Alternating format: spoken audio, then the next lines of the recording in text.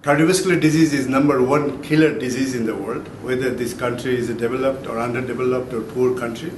That means it requires a new attention how to really tackle this cardiovascular disease. And it seems like that the #1 single risk factor is not enough. As we know from Birmingham studies, that hypercholesterolemia is not the really risk factor. A lot of people having cardiovascular disease, or even with a similar amount of cholesterol in their blood with normal people. So that means there is something there. And we now know that the development of the disease is a lifelong process like cardiovascular disease, and it requires new kind of pre-diagnostic markers. And it seems like that before people develop this disease marker, there could be intervention possible at the very beginning, and this could be possible by nutritional way, and cardiovascular disease is one of them.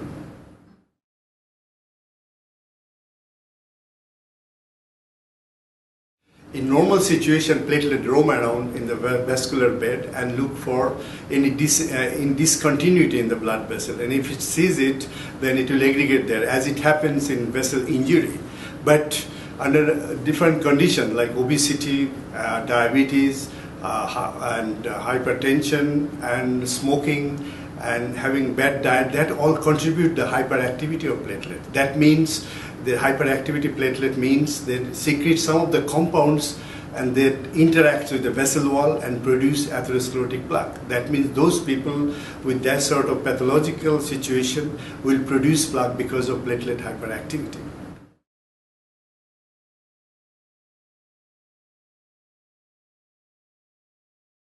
Aspirin is used as a gold standard to stop the platelet aggregation, but aspirin has a lot of side effects that actually destroy the lining of the intestine and can produce ulcer. And in addition to that, it cannot inhibit thrombin-induced platelet aggregation, which happens when there is a plaque breakdown.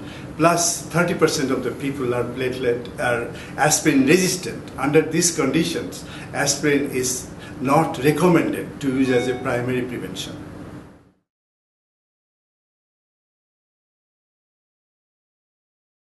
Millions of people, those who are not having a cardiovascular disease, but they are developing plaque formation because of hyperactive platelets in a condition like diabetes, obesity, insulin resistance, smoking, people who smokes, and sedentary lifestyle. So we are looking something which is available in nature and having less side effect and reversible action. And we got the idea from epidemiological studies. Those who are consuming fruits and vegetables, they have a much lower incidence of CVD. That means the fruits and vegetables must contain something which actually protecting cardiovascular system, probably by inhibiting platelet activation. So what we did actually, we got a lot of fruits and vegetables in the laboratory and made a juice out of it. And then we saw that only the tomato extract, which inhibit platelet aggregation almost 70 to 90%, compared with other fruits and vegetables. So that shows clearly some of the antiplatelet factors that present in tomato, which actually inhibit platelet aggregation.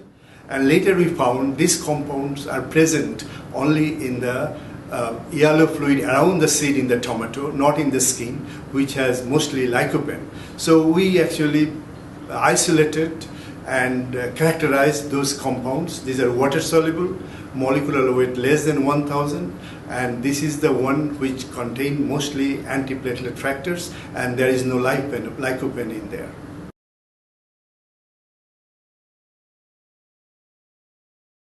European Food Standard Agency actually regulates the food claim of any food that is marketed in European Union, and we are lucky to say that the tomato extract, because of its intensive research and documentation and publication, it has been first product in European Union that got approval from EFSA out of several hundreds of applications. And this tomato extract now can be labeled as it maintains normal platelet aggregation, which contribute to healthy blood flow. And in addition to EFSA approval, it also got approval from America as a GROS, generally recommended as a safe food.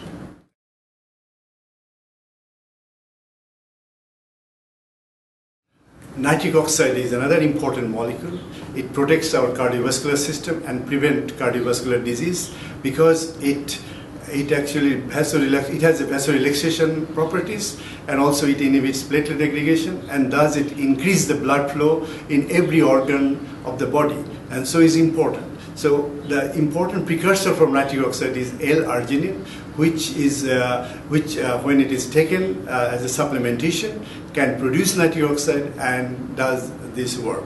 So with the combination of tomato extract and L-arginine, that gives us a very good resonance in terms of protecting the cardiovascular system by preventing 3 limbs of the cardiovascular disease, that's the platelet activation or aggregation, by relaxation of the vessel wall, and by improving the blood flow. This combination could be a number 1 protective agent against the cardiovascular disease.